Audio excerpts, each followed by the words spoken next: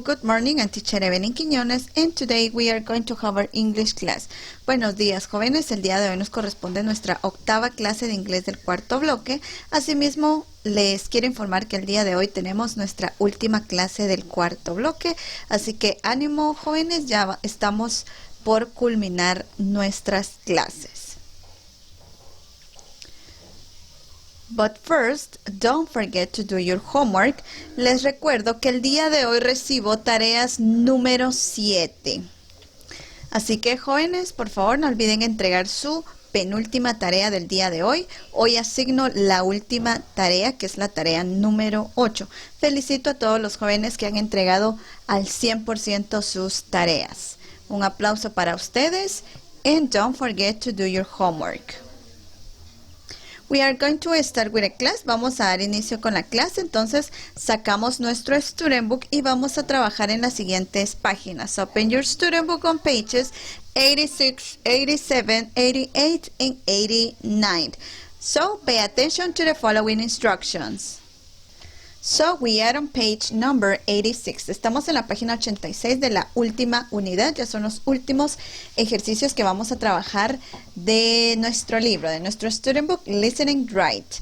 Chicos, les voy a colocar el audio y conforme va mencionando el audio, vamos escribiendo cada una de estas actividades, que fue el vocabulario que vimos la clase anterior.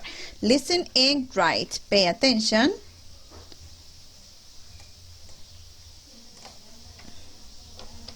Listen and write. Perdón, chicos, una vez más. Listen and write.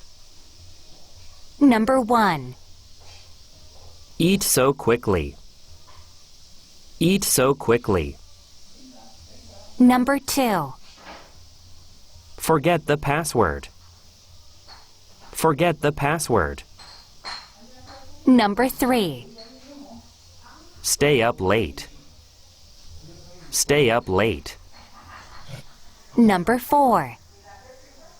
Spend so much money. Spend so much money. Okay, we are going to check our answers, and we have the number 1, eat so quickly, comer muy rápido. Number 2, forget a password. Number 3, stay up late. And number 4, spend so much money. Good job. Now let's take a look to the next part, speaking. Vamos a analizar primero la pregunta y luego vamos a completar la nubecita. What should he have done? ¿Qué debió él haber hecho? He shouldn't have, si se fijan estoy en negativa, shouldn't have eaten so quickly. Él no debió comer tan rápido. Entonces nos vamos a la imagen, a lo que tenemos en nuestro libro, y tenemos la pregunta, what should he have done? Si se fijan, el chico tiene la carita como que no durmió muy bien. Acá tenemos que olvidó la contraseña, acá que comió muy rápido, luego acá que se gastó todo el dinero. Entonces podemos utilizar cualquiera de las actividades que incluso tienen en el ejercicio de la parte de arriba. Entonces podemos escribir acá, he shouldn't have forget a password, he shouldn't have stayed up late, or he shouldn't have spent so much money. Cualquiera de esas podemos escribir en la nubecita. Now, exercise B. Continuamos en la misma página 86, 86. Exercise B. How are the sounds put together? Mucho ojo, chicos. Acá tenemos en cada oración palabras que están subrayadas. Vamos a escuchar nuestro audio, ya que en ocasiones algunas palabras se escucha como si fuera una sola palabra, pero en realidad son dos palabras. En el caso de la número 1 es did you. Entonces vamos a escuchar nuestro audio y luego vamos a escribir cuál es la pronunciación de estas palabras. Pay attention. Le voy a poner volumen para que lo escuchemos de mejor manera. Pay attention. How are the sounds put together? Number 1. What did you do? Number 2. What should you have done? Number 3. I should have checked the weather. Muy bien, ahora con su lápiz vamos a escribir a la par las palabras. Bueno, en este caso yo lo tengo en la parte de abajo, pero ustedes lo pueden escribir a la par, ya que pues no tenemos espacio en la parte de abajo de nuestro libro. And we have the number 1, what did you do? Did ya. Ese sería el sonido de estas dos palabras, did you, ¿verdad? Number 2, what should you have? You have. Esa es la unión del sonido de estas palabras, you have. And number 3, I should have checked the weather. Entonces lo escribimos con nuestro lápiz, por favor. Ok, let's go to page 87. Pasamos a la página 87. Exercise A. Look and write. Vamos a completar entonces las oraciones que tenemos acá, las preguntas y respuestas. Pero antes quiero que vayamos a la parte de abajo donde dice tip. Esto lo vimos en la clase anterior. Should have, or shouldn't have, should not have. Encontramos las de la unión entre estas, entre el auxiliar should and have, que sería la contraction should, and shouldn't have. Eso es para que lo tomemos en cuenta. Ahora sí, number 1. What should she have done? La respuesta, she shouldn't have spent so much time. Estoy utilizando el verbo. Acá, si se fijan, no tiene la D al final porque estoy utilizando el verbo en tiempo pasado. Number 2, yes, number 2. I failed the test. What should you have done? I should studied harder. Nuevamente estoy utilizando el verbo en tiempo pasado. Entonces completamos nuestro ejercicio y pasamos al siguiente, exercise B. Choose and write. Elige y escribe. Entonces vamos a completar nuestra conversación. Voy a iniciar la lectura y ustedes listos con su lápiz, por favor. Louis had a bad day today. He woke up feeling very tired. He knew he shouldn't have stayed up late. Chicos, acá hay un error. Stayed up late. Si se fijan, acá hay una P, pero en realidad es la L. Lo escriben bien en su libro, por favor. Stayed up late. Y si se fijan, también estamos utilizando el verbo en tiempo pasado porque tiene la ed al final. Sigo. Last night. This morning, he go to school late. He knew he should left home early because he didn't have time for breakfast. He wrote a sandwich and ate it as he walked quickly to school. It gave him a stomachache. He knew he shouldn't have eaten so quickly. On the way to school, it started raining, but he didn't have an umbrella. He knew he should check the weather on his science test. He got a D. He knew he shouldn't checked the weather. While playing soccer, he pulled a muscle. He knew he should stretch con ed al final, ¿verdad? Stretch before the game. Louis knows he must learn from his mistakes so they don't happen again.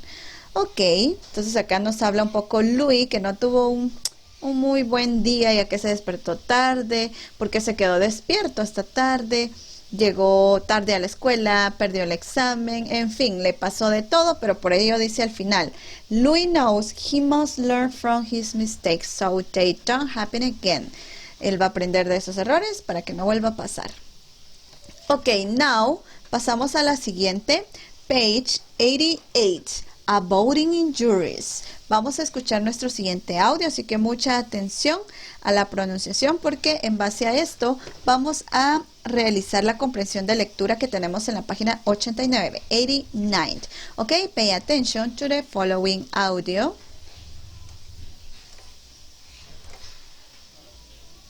Listen and read. Avoiding injuries. Have you ever pulled a muscle while exercising or playing sports? You should have stretched before you exercised or played sports. Humans have approximately 650 muscles and over 200 bones that are all connected.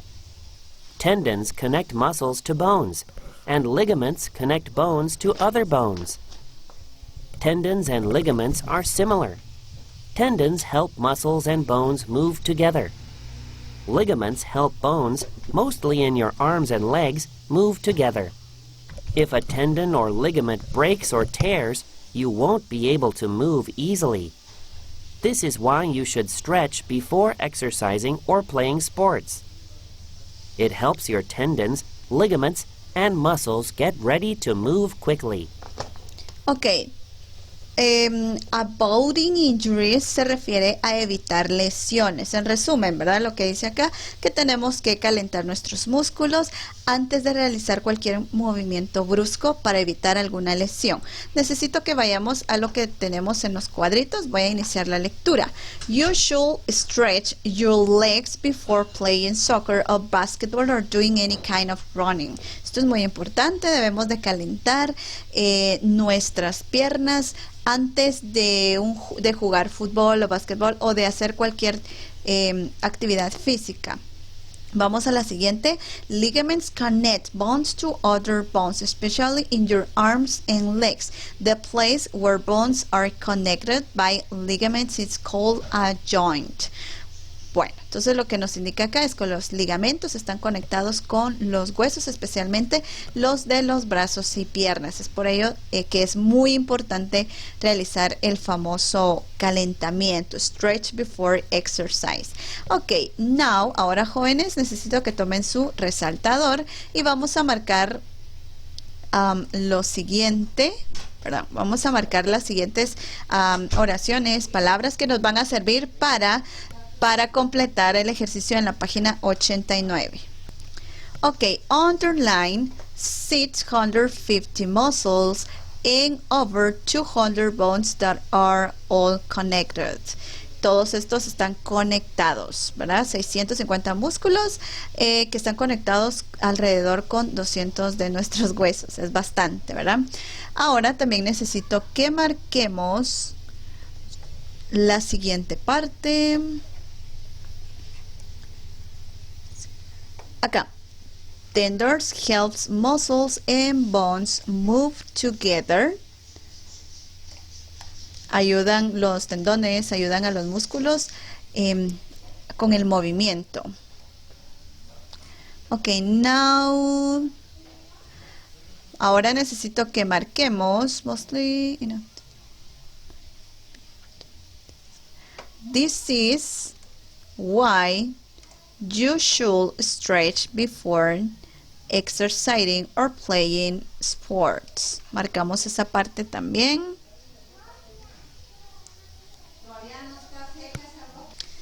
Muy bien, vamos a la parte de arriba, por favor. Tendons connect muscles to bones.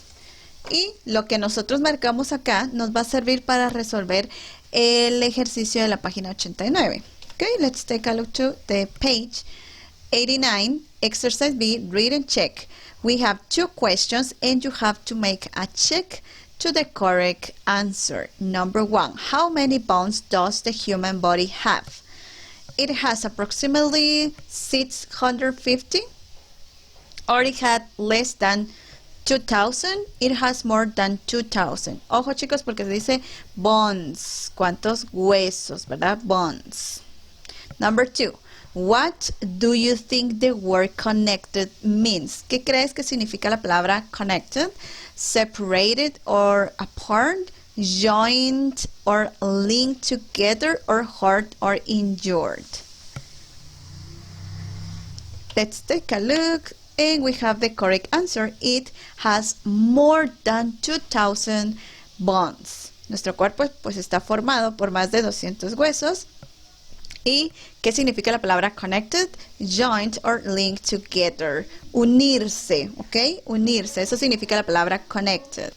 Exercise C, read and write. Ahora vamos a completar las oraciones con lo que nosotros ya marcamos en la página anterior. You should stretch before you exercise. And number 2, tendons connect muscles to bones. Good job. Muy bien, mis chicos, ahora pasamos al ejercicio de What kind of stretches should you do before you exercise? How do they help? En estas líneas que tienen en su student book, acá no tengo yo las líneas, pero en su student book sí las tienen, necesito que escriban qué tipo de calentamiento nosotros deberíamos de hacer antes de ejercitarnos. Podrían escribir We should raise our arms, levantar los brazos.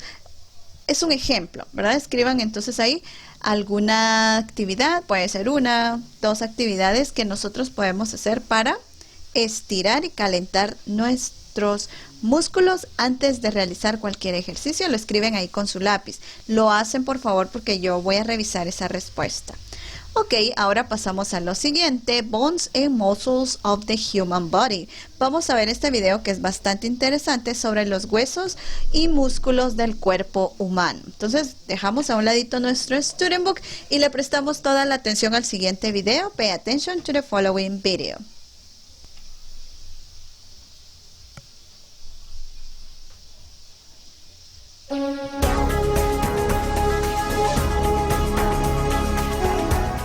On a track, a runner gets ready to run.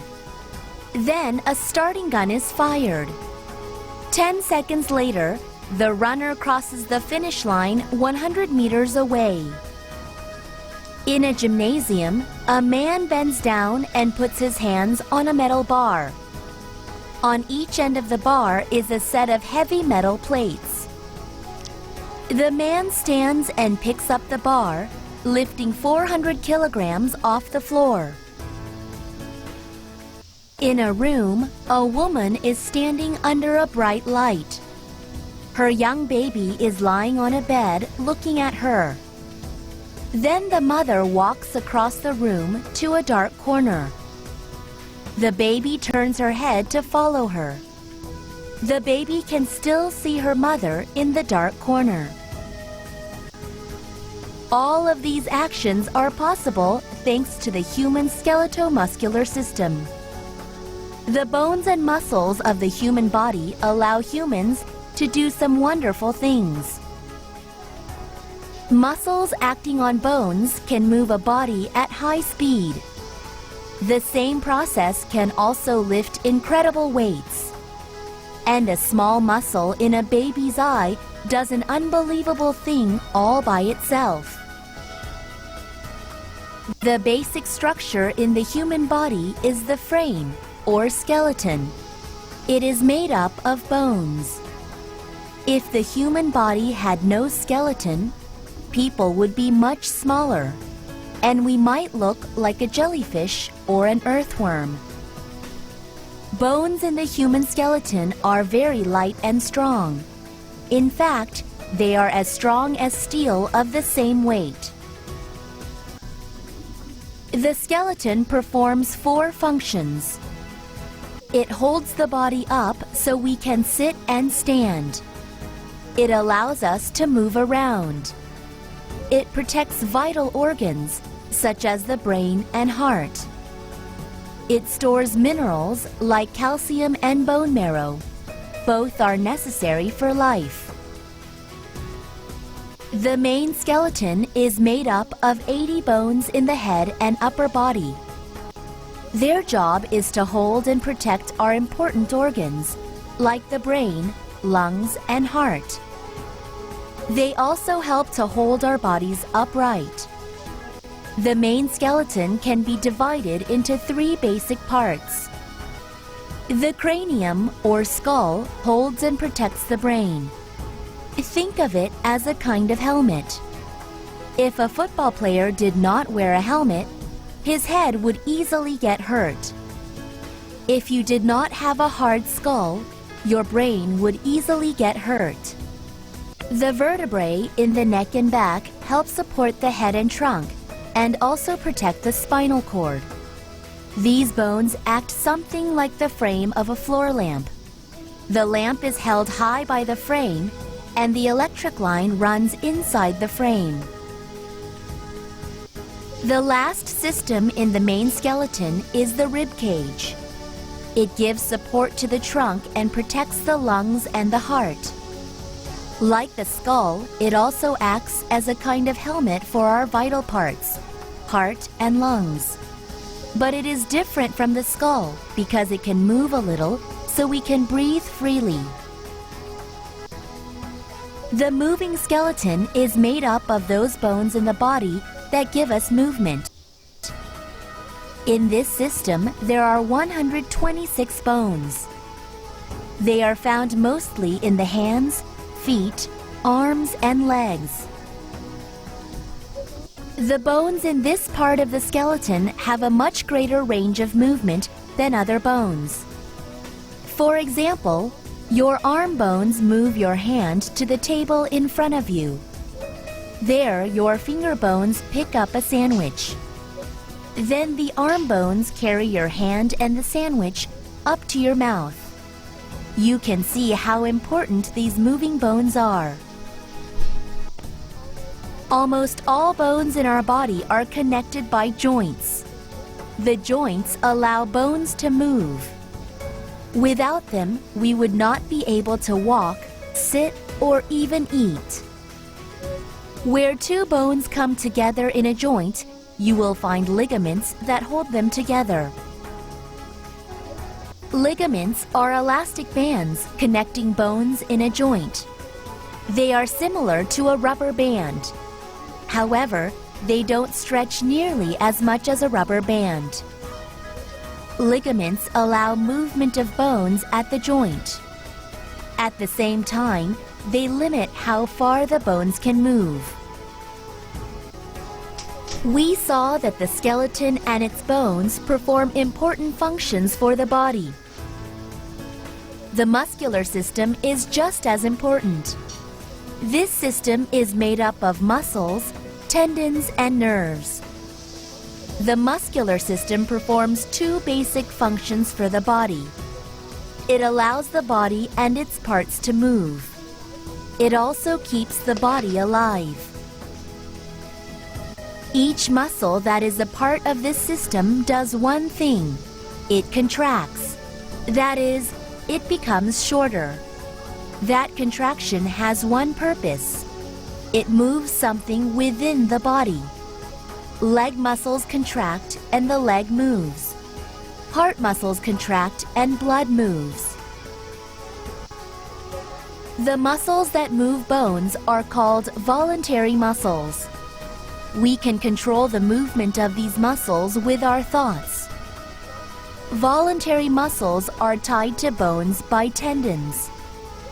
When we decide to walk, nerves make muscles in the legs and arms contract. That contraction pulls a few leg bones and a few arm bones.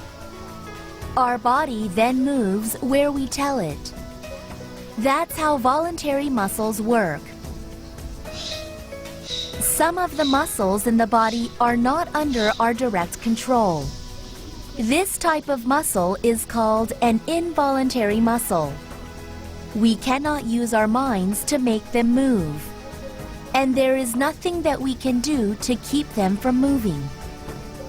The muscles of the heart are an example of an involuntary muscle. The heart starts beating even before we are born. We never have to remind it to beat. It works all by itself. The muscle that controls the iris of the eye is another. Like the heart, this muscle also works by itself. It allows more light into the eye so we can see in dark rooms. In bright light, it gets smaller so the eye is not blinded by the light. We saw that two bones are held together by ligaments. The job of attaching muscles to bones is done by tendons. Tendons work something like the wire that moves a bicycle brake. Squeeze the brake handle and the wire pulls the brake arm. When a muscle contracts, the tendon pulls the bone to move it. Unlike ligaments, these bands of fiber are not elastic. They don't stretch. But like all body parts, their function is very important. Without these bands, muscles could not move bones. If we had no tendons, we would not even be able to sit up in a chair. The muscles and bones in the body work together in a wonderful way. The people at the beginning of this story are good examples. Before the runner starts to run, his muscles are working. They pull on his bones to hold him up. When he is running, his muscles contract and relax, pulling leg and arm bones. The action of the muscles here is for speed. When running, the runner's feet hit the track very hard. That means his feet and leg bones feel very strong forces, but his bones do not break. The man lifting the heavy weight uses his muscles in the same way as the runner. This time, though, the muscles move more slowly. The forces acting on the muscles and bones of a weightlifter are incredible. Yet the muscles and bones can withstand them without breaking. The baby's head movement requires neither speed nor great strength. But the simple action of turning her head is not really a simple action at all. It is very complex, yet it can be done by a baby. And the changing size of the baby's iris is something that no human can do. It is something that, like a heartbeat, just happens. Of course, there are many more such actions that humans can do. All of them are possible because of the incredible human skeletal-muscular system. Throughout history, man has looked for easier ways to do work. He has developed machines to help him do that. Many of man's ideas for machines came from the human body. Just take a look around you at some of the machines at work today. If you think about it, they can be compared in some ways to the human body. Take, for example, a crane. It has a long arm that can be raised or lowered, just like a human arm. The boom on the crane is similar to the bone in the arm. The cable that pulls the crane up works like a muscle. Of course, the crane needs joints so the boom can move, just like the joint in an elbow. Some machines today work almost exactly like parts of the body. Automobiles are put together by robotic arms that have hands. Their movement is as quick and as smooth as that of an arm. The robotic arm also has a skeleton. In this case, though, the arm's thin steel skin acts like a bone, giving it strength. Another machine that copies the human body is a camera. The computer in some cameras can automatically control the shutter opening. When there is not much light, the shutter opens more widely. If there is more light, then the shutter closes. Its function is just like the iris of the eye. Man-made machines that copy the human body are wonderful things. Still, they cannot compare to the machine that is man. The human body is a machine with living bones and muscles. Those bones give it form and strength. They also protect its vital parts and make and store nutrients for life.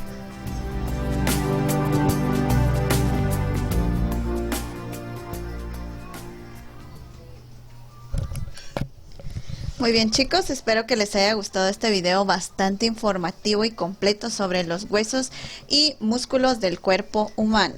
Ahora bien, mucha atención, en las páginas 90, 91 y 92 de su Student Book tenemos un repaso, es nuestro tercer repaso de la unidad número 9 a la unidad número 12. Lo pueden realizar como review, ya que el día lunes tendremos una pequeña prueba final de la clase de inglés, entonces lo podemos trabajar como repaso. Ahora sí, mucha atención a la última tarea, tarea número 8 y última tarea del bloque. Homework, realizar unidad número 12 del workbook. Finalizamos con nuestro student book, que fue la unidad número 12. Entonces vamos a culminar también con los ejercicios del student book, unidad número 12. Fecha de entrega, viernes 25 de septiembre. Hoy es jueves 24, entonces la tarea me la entregan para el día de mañana. Les recuerdo que el día de hoy únicamente recibimos la clase de inglés y computación. Enfoquémonos en estas clases, jóvenes. Entonces me entregan la tarea para mañana. Enviar fotografías de todas las hojas trabajadas al correo electrónico. Tienen que incluir las páginas que trabajamos en nuestro Student Book y las del Workbook.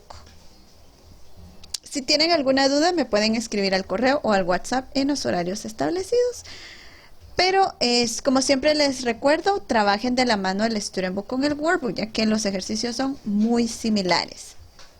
So, that's all for today. Eso es todo por el día de hoy, jóvenes. Have a nice day. Que tengan muy buen día. A cumplir con la última tarea, que es la tarea número 8. Les mando un fuerte abrazo. Bye.